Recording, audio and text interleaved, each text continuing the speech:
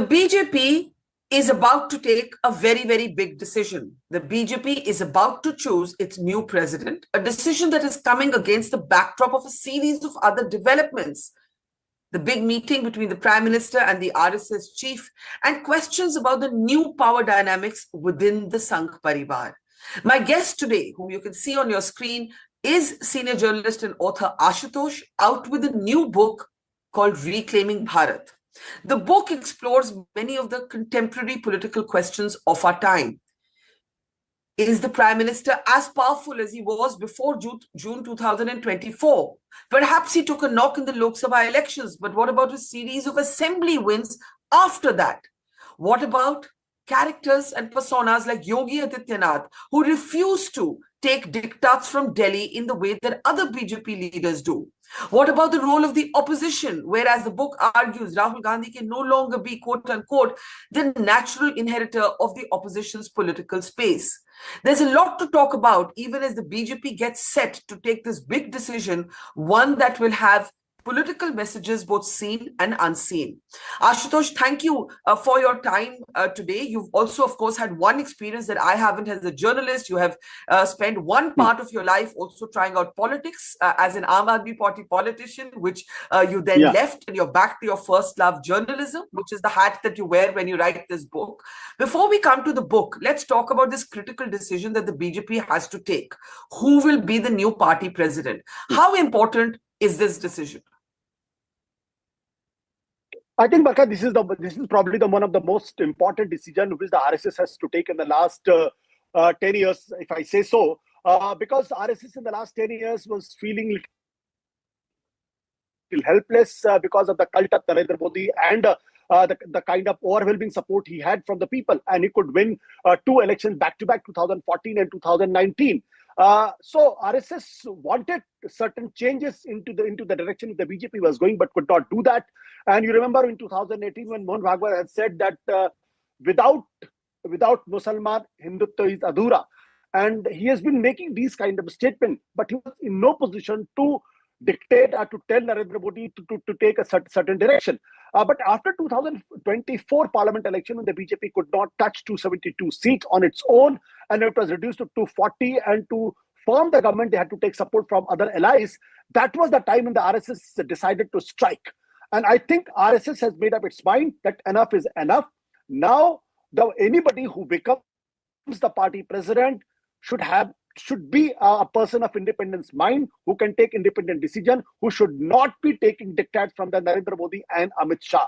And it is because of this reason that for the last 1.5 years, BJP has not been in a position to take a call that who should be the party president. And Mr. JP Nadda is probably having the 6th year as a party president. And but he, in the eyes of RSS, JP Nadda is the titular head. He has no guts to stand up to Narendra Modi and Amit Shah. And that line of understanding which RSS has today. So they want somebody who is independent, like Nitin Gadkari or Rajnath Singh or even Sanjay Joshi. Anybody junior to Amit Shah and Narendra Modi will not work. So this time RSS has decided not to bow down to Narendra Modi. And it is one of the most historical moments when Narendra Modi, who doesn't like to listen to anybody, has to go to Nagpur, has to meet Mohan Bhagwat and try to broker a deal. But I still feel the deal is still has not been brokered because Amit Shah and Narendra Modi don't want anybody who can stand up as a man with independent thinking. But RSS has put its foot down. I think if at all, a person like Nitin Gadkari or Rajnath Singh become the party president, that itself be the story that no longer Amit Shah and no longer Narendra Modi's dictate is running over the RSS. But Ashutosh, let me just argue a bit over here. You know, your book also makes the argument that that the central message of 2024 was that Modi could be prime minister, but he would have to change his way of governance. But if you look at what has happened since then, the RSS and the BJP have clearly patched up, and perhaps the prime minister would not have gone to Nagpur had that reconciliation not taken place. And that reconciliation is manifested in all of the assembly wins that the BJP has had since then. So can the RSS really afford to take such a strident position against Modi? After all, this is a political leader who has done more for the RSS agenda than any other BJP prime minister. See, Barkha, I think this is a very, very tricky question. And there is no simple answer to this particular question, because there's no doubt that Narendra Modi has done what no other the BJP president, the BJP prime minister has ever done. Because of Narendra Modi, BJP got 272 seats, and they are in the government in the third term also. So it's all because of Narendra Modi. But RSS has been observing one thing, that because of the over-dominance and over-dependence over Narendra Modi cult, the organization is suffering and suffering badly. So they are worried about that once Narendra Modi is not there, if organization is getting weaker, that how the BJP will go forward, and how the whole concept of collective leadership will take shape again. That's the point number one. But much bigger question is not the political, but the ideological question. The ideological question is that the RSS is worried because the kind of global attention which the Hindutva has got because of Narendra Modi and because of his virulent anti-Muslim politics. And the RSS senior leaders have told me that they are worried that the way political Islam has got discredited globally, same thing can happen to Hindutva if Hindutva, which has been pursued by BJP and Narendra Modi, is not restrained.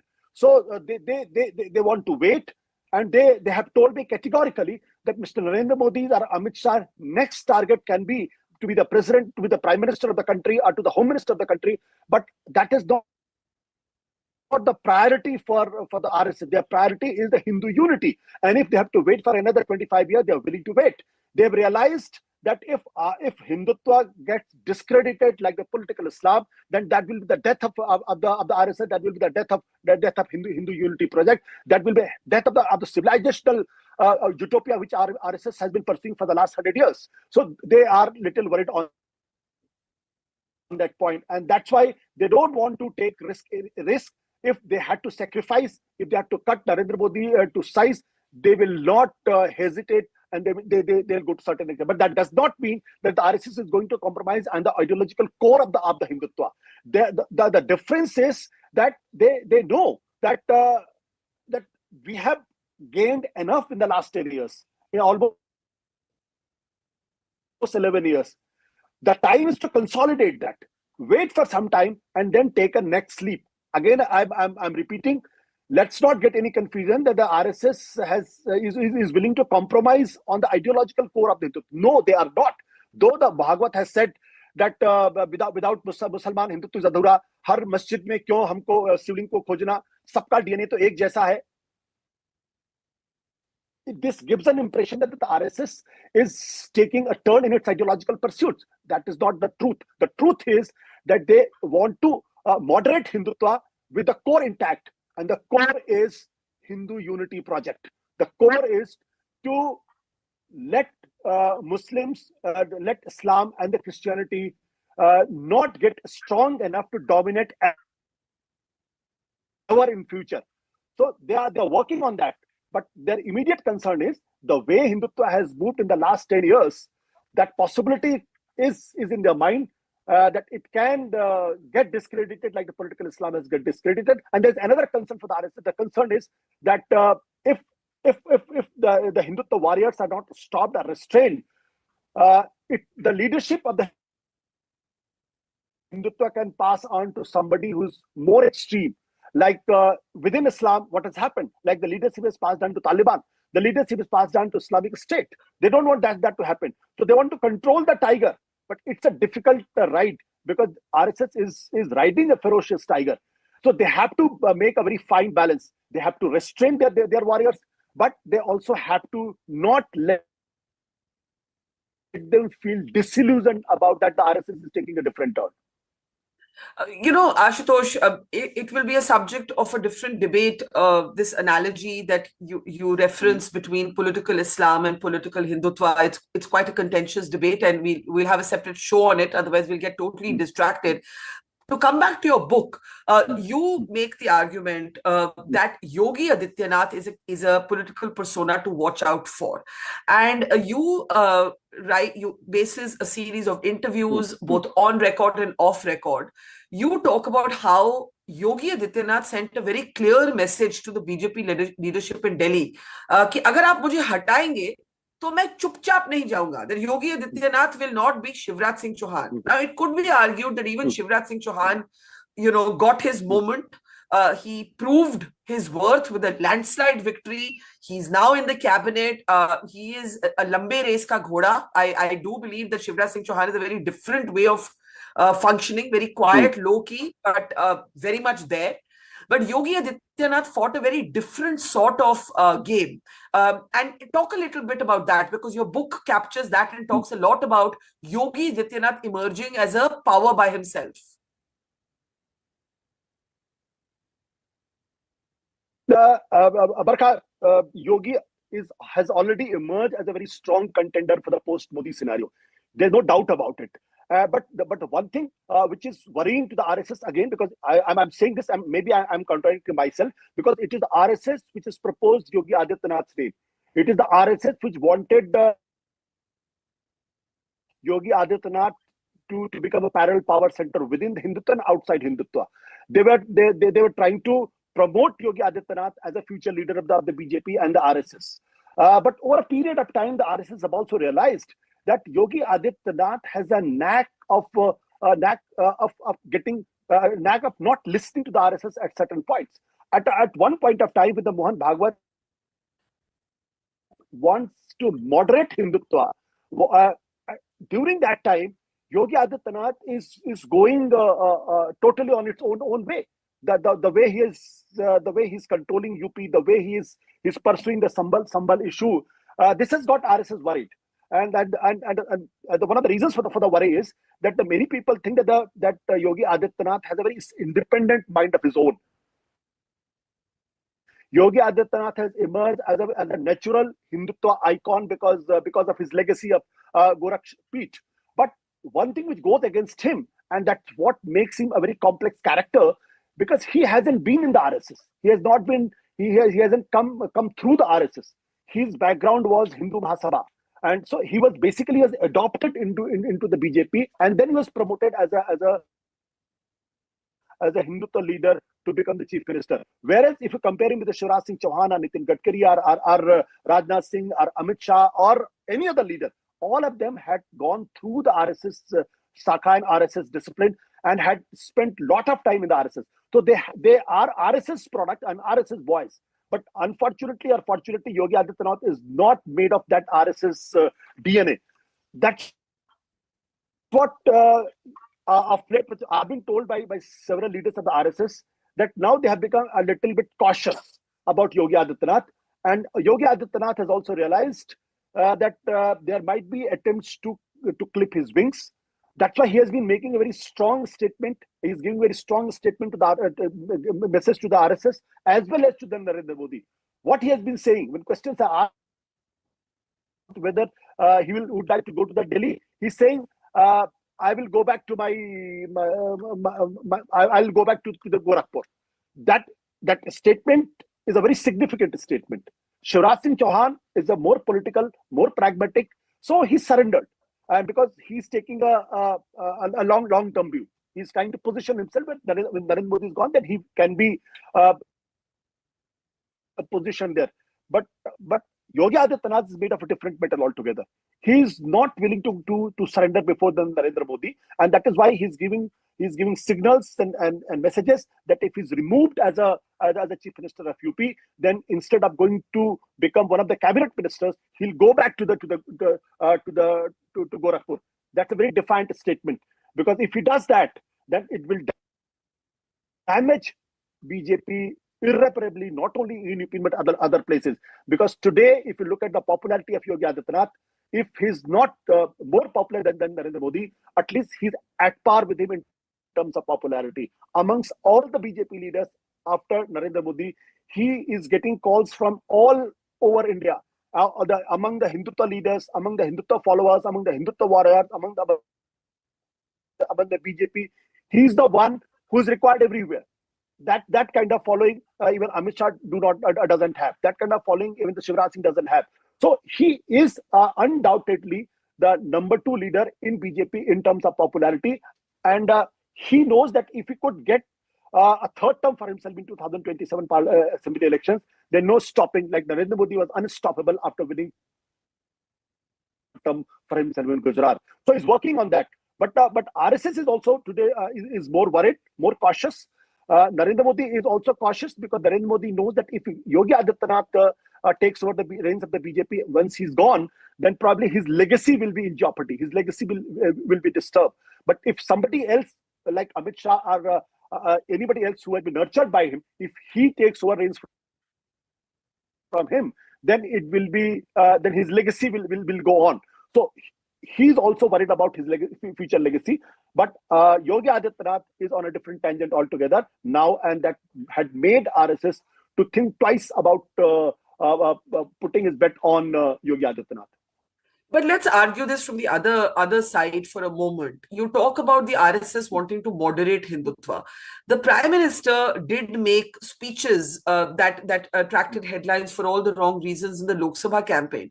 But since then, if you see, there has been a kind of a malleability in Modi's brand vis-a-vis the Muslim community. You've just had this big meeting with the Bohra community. You have a very concerted outreach with Pasmanda Muslims in Uttar Pradesh, right? You have Modi going to the Sufi Jahan-e-Khusro festival. You have perennial meetings with the Ajmer Dargah representations. On the other side, you have the Waqf legislation and the Modi government's position on that and other core issues that they've believed in. What I'm trying to argue is, where does Yogi Adityanath fit in with the RSS wanting to moderate Hindutva? Modi fits in much more with that model than Yogi does. I think it's very difficult to answer this question for the simple reason because RSS is basically has not been able to put it. Let me put it differently.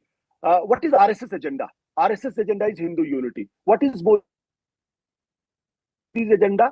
Yes, Modi is a Swayamsevak of RSS, but his primary agenda is politics. What the RSS believes in and what Mohan Bhagwat has said in 2023 Ahmedabad, categorically he says politics is only a facilitator. Politics is not the primary virtue for the RSS. It is the secondary virtue. What is the primary virtue for the RSS? Is Hindu unity. So they have realized that because of Narendra Modi, the Hindutva has got a great traction, has great acceptability across.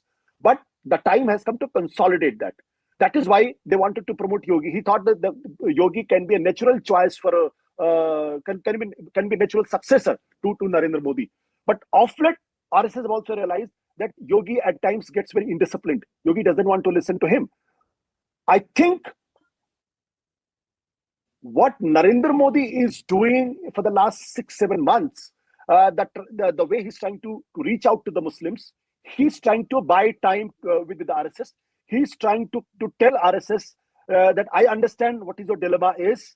I also don't want a standard Hindutva which can get discredited. But his problem is he has to contest elections. He has to win elections. And he knows that if he's going to moderate his Hindutva, then probably he will antagonize, he will disappoint his own followers who in the last 10 years have been following a very aggressive Hindutva politics, which is based on hatred towards the Muslims. So he is also in a bind. I'm not saying that he has entirely surrendered to the RSS. Yes, he's trying to make RSS understand that he's also changing, but his political compulsion is such that he has no other option than to call Muslims infiltrated, that the way he did in 2024 elections, and the way he pursued Waqf bill. That is again that is again an indication that he doesn't want to leave that path of Hindutva, which the Hindutva brand of politics, which he had made a central theme of Indian politics. So it's a very complex question to answer. In my opinion, Modi's the point number one. He's trying to have some kind of ceasefire with the RSS, but he also doesn't want to go back to his politics where he's seen to be making compromises with the Muslims, because the way the day he's seen making compromises with the Muslims and Islam, his politics is over. So he also is going through trying to have a very fine balance. Finally, Ashutosh, your book, of course, also looks at the opposition, and you talk about Rahul Gandhi's social justice counter, a kind of new version of Mandal politics that Rahul Gandhi embraces for the time. But at the moment that we are talking, the Congress is back in the headlines because it's facing a charge sheet in the National Herald case. Robert Vadra is back to being grilled in land scams. It almost is like a back to the future moment. And the other important thing is that while you talk about how the BJP lost the Dalit vote in the Lok Sabha campaign because of its very effective communication by the opposition linking reservation with Dalit identity, when you look at states like Maharashtra, the Dalit vote actually returns to the NDA. The NDA does very well in I think taking, if I remember correctly, 20 of the reserved seats in Maharashtra. Now, my question is, where does this leave today the opposition politics? You write Rahul Gandhi can no longer be the natural inheritor of the opposition space. This is a line in your book, right? You're very scathing about Kejriwal. You actually believe that Modi government could have, that the AAP had lost its legitimacy to be a government once Kejriwal was in jail. But where is the opposition politics today? See, opposition politics is unfortunately the kind of momentum it got in 2024 parliamentary election. They have lost that momentum. I will not blame for that. I will not, instead of blaming BJP, I'll rather blame opposition for the simple reason because in Haryana election they could have easily won. Opposition lost it because they were overconfident. They were overconfident. Maharashtra again, they lost it. In Jharkhand, the Hemant Soren has a clear-cut toolkit to handle BJP. They won it. The issue before opposition is that one thing which is a silver lining in the opposition politics today is, and for that I will give credit to Rahul Gandhi, that after a very long time, the Congress has got a clarity in its mind that what ideological position they have to take in future. Now they are pursuing when Rahul Gandhi is talking about the caste census, that very clearly indicates that the RSS is looking to occupy OBC space. The OBC space which Congress has never talked about in past, and that's one of the failings. Is because of that they lost major vote share in UP and Bihar, and they have not been able to regain. That's why if you look at their 8th April 2024 the manifesto of the party, where he categorically says that 50% limit has to be increased. In the private sector there should be reservations. These are not a statement which Congress has made in the past. So they have identified that the Mandal politics that the BJP, the Congress can survive only through Mandal politics. They are also eyeing at the Dalit politics. They have realized that the Mayawati is no longer the force as the Mayawati was. So the Safe Constitution campaign has worked for Rahul Gandhi and the Congress, and the kind of politics they have done through Bharat Jodo Yatra. The Muslims are also towards looking at Rahul Gandhi and the Congress party as a serious alternative. So they got a clarity in the sense secularism, Dalit consciousness, and Mandal politics. If all three could be merged together, and if Congress could get a large section of voters from the OBC, Dalits, and the Muslims, then probably they will be on the revival path. But it is easy. It can easily be said. It's difficult. Difficult for the simple reason because Congress organization is totally in shambles. And when Rahul Gandhi is pursuing Mandal politics, then it scares Akhilesh Yadav. It scares Tejasvi Yadav and RJD in Bihar. These are the two major areas where the Congress wants to bounce back. When it talks about whether the Muslims are looking at as Congress as a national alternative, then it scares Mamta Banerjee. It scares many other leaders. So yeah, one thing which is good for the Congress party is that now they have an ideological clarity. But how to take it to the logical conclusion, that's just something which has to be on which the RSS, on which the Congress and the Rahul Gandhi has to work really hard. And I think they have realized it, and that is why the Rahul Gandhi is visiting Gujarat, talking to the cadres, talking in terms of building organization at the district level. He is going to Bihar, talking to their cadres. They have realized that unless they build organization, but organization building is not is not something which can be done in a month's time or a 2 months time. It will take time. Yeah. So what I am suggesting is, what my inference is, that Congress has got clarity. They know what can be the alternative ideological paradigm vis-a-vis Hindutva, but they do not know how to take it to the logical conclusion unless they have an organization, and which is their biggest failing at the moment. All right, Ashutosh, we leave it there. Many fascinating questions thrown up and explored by Reclaiming Bharat, Ashutosh's new book. Whether you agree or disagree, if you are interested in politics, do pick up your copy. It traces the journey of not just what happened in the Lok Sabha elections of 2024, but asks the important question, what might happen next? And that's the question that concerns, of course, everybody, no matter which side of the political divide you're on. Ashutosh, thank you, and great talking to you. Thank you. Thank you. Thank you. It's great to see you here. Thank you for watching our work. If you haven't subscribed yet, don't forget to click the bell icon and subscribe to Mojo Story and support independent, robust journalism.